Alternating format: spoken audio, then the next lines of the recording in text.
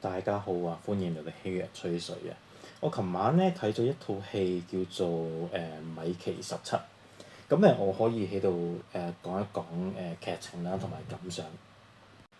咁綜合睇套戲咧，如果你叫我打分咧，我諗又唔會打好高分，我諗3點幾啦。咁但係佢嘅題材啦、背景啦、設定啦，都有好多值得討論嘅地方嘅，尤其是係講緊一啲新嘅科技應用啦，同現有世界嘅一個道德倫理嘅衝突。呢點係佢套戲入邊主要想提到嘅一件事。咁或者我講講個故仔先。咁個電影個背景咧，其實同異形有啲相類似嘅。咁就係咩咧？就係一個星球本身嘅資源差唔多要耗盡啦。咁但係其實佢哋嘅科技發展到都有啲宇宙航行能力嘅。咁依家佢哋要做嘅就係咩咧？就係要揾另外一個星球係適合佢哋殖民。咁所以咧，佢哋嘅艦隊就出發啦。咁所以咧嗰個情況就係佢哋嘅艦隊啦，就去揾殖民星啦。咁但係你知揾一個殖民星其實有好多要求嘅。咁譬如最簡單係有冇一個地殼啦，有冇空氣，有冇水啦。咁或者係話有冇極端天氣啦，有冇致命病毒啦，有冇啲你戰勝唔到嘅生物啦。咁所以就牽涉好多實驗。咁而嗰啲船員就係來自嗰個本身原生星球入邊嘅好多人啦。咁而咁啱主角米奇咧，就因為俾人屈佢借咗大耳窿啦，即係要去還錢啦。咁所以佢就被逼要逃離嗰個地方。咁所以咧就俾個朋友一齊咗上去太空做呢啲探索者。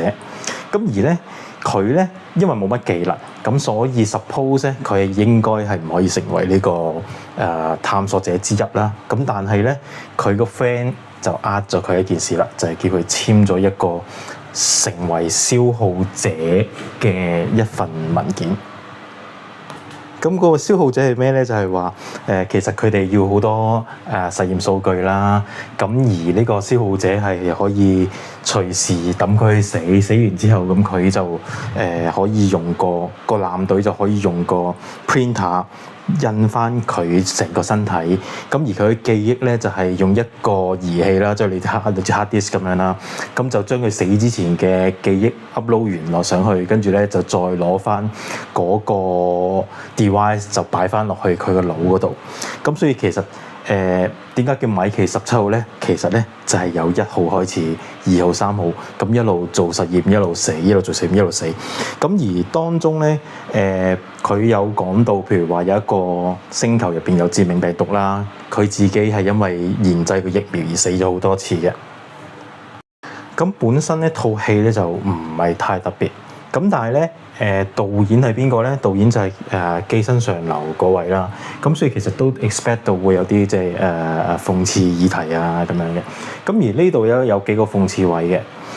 首先咧，佢其中一個諷刺位啦，就係個艦隊其實咧係好階級嘅。咁有一啲政治嘅領袖啦，有個好煩嘅領導人啦。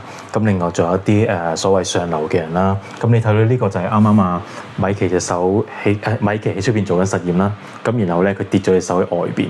咁而一班所謂貴族咧就繼續喺度食嘢。咁呢個就即係類似都係諷刺嘅社會係好階級。有錢人就係無論如何都係好富貴好安逸。咁然後貧窮嘅一紮啦，就係好辛苦啊，生生死死都係為咗工作啦。咁而另外一個隱喻咧，其實就係講緊米奇喺個艦隊入邊，其實都係好最低下嘅階層啦。咁呢種階層就係其實佢套戲就係影射係死之不盡嘅，因為佢就話一殉職啦，咁我哋會再印過你嘅身體啦。其實你係無窮無盡啦。咁同埋佢嘅身體其實係用個艦隊入邊嘅廚餘啦、廢料啦組成出嚟。咁所以其實呢種都係一種諷刺手法啦，就係講緊其實即係所謂佢哋最低下嘅階層，其實喺個社會度用之不盡啦。其實就類似係我哋講割韭菜嘅一個 concept 啦。咁就係割完又再生，生完又可以再割咯。咁而去到套戲嘅中段就開始有啲變化，就唔係單純話做實驗啦，就係話米奇17就係一個地方啦，俾俾個冰山困住啦，咁有啲生物想咬佢啦，咁個艦隊啲人就以為佢死咗啦，覺得佢一定救唔翻，咁所以咧同一時間咧就 print 咗18出嚟啦。咁跟住咧17原來冇死喎，咁翻到個艦度咧就見到18，咁佢哋就開始打起上嚟啦，因為佢哋自己嘅 concept 入邊覺得其實應該佢哋自己係得一個嘅啫，即係 either 17或者18生存先可以繼續呢個生活。而呢個 concept 咧就係呢套戲入邊嗰個所謂領導者啦 Marshall 啦提出嘅，咁就係話當佢哋有複數嘅時間咧就會冇差別咁銷毀啦。咁但係其實呢個係一個上流人士畫俾呢個生態圈入邊嘅一個大餅嚟嘅。咁但係而事實到最後佢哋17同18啦，係一齊咁生活啦，甚至乎佢哋當中有一個女角嘅，嗰個女角其實就係阿米奇17嘅女朋友啦嚇。咁介紹下呢個黑妹啦，呢個黑妹就係艦隊探索隊入邊嗰個嘅保安啦、警察啦。咁佢隨時都有槍啦，咁可以周圍走啦，咩地方都去到嘅基本上。咁佢亦都好唔中意呢個領導人阿 Marshall 嘅。咁我覺得佢成日做 show 啦、鳩噏啦、冇建樹啦、上流人啦、浪費啦，只係成日講浪費卡路里啦。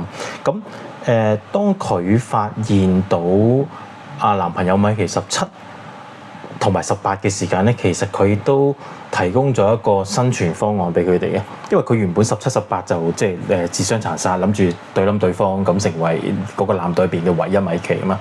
咁而黑妹咧就提議咗，喂，不如咁，你哋反正大家都覺得你一個人，不如啦，你哋 share 下你哋工作啦，咁同埋作息時間啦，咁大家生活咪開心啲咯。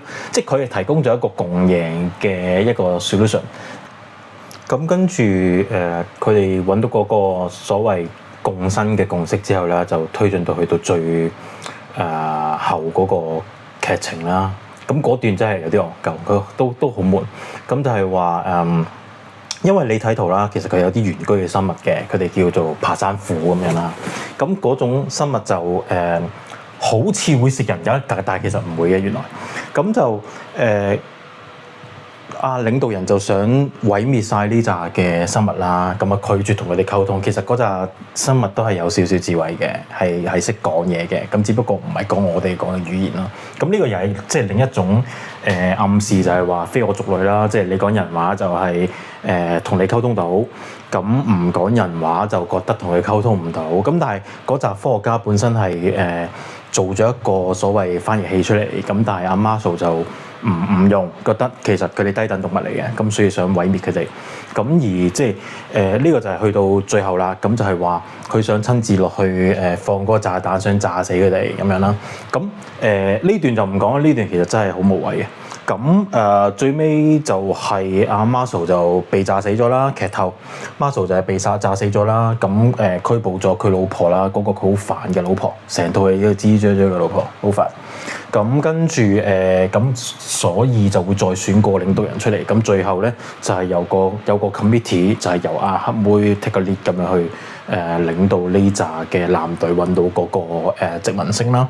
咁劇情推進就係咁樣啦。咁同埋到最後就嗰個 committee 咧，亦都廢除咗呢種叫做用完即棄人類嘅一個方案。咁所以最後嗰部嘅再生人 printer 咧亦都被毀滅。咁大致上嗰個戲就係咁樣啦。咁如果叫我打分咧，我諗都係3點幾啦，好似都講咗幾次啦。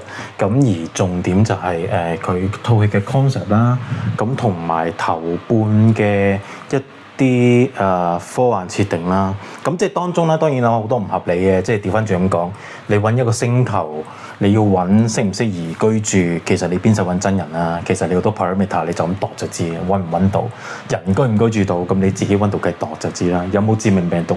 你揾啲 air sample 翻嚟，一睇就知啦。咁同埋其實佢當中有個最大嘅反駁位係咩咧？就係話佢哋成日強調每日都會消耗好多嘅能量啦，好多嘅食物啦。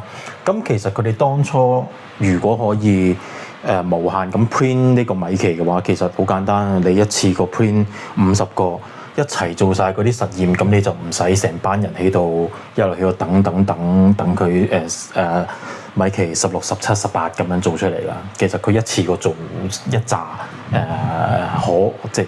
可循環再用嘅人出嚟處理晒所有嘢，咁就 OK。咁其實就唔使即係逐代好似講古仔咁慢慢嚟。咁同埋阿 Marshall 同埋佢老婆係一個好煩嘅存在咯。咁個人物設定麻麻地嘅喺呢個位上面。咁overall 如果入戲院睇 OK 嘅，係啊。咁同埋都支持下依家啲戲院啦，因為香港市道都係麻麻地嘅啦。咁我最近咧就買咗個 DJI Mic Mini，咁就依家都用緊嘅，呢條片都用緊呢個嚟錄。咁我下次試下拍街嘅片啦，帶出街試下個效果啦。咁我再介紹下呢個咪啦，我覺得好好用嘅。咁但係下次有埋片有埋圖，咁但係再介紹下呢個。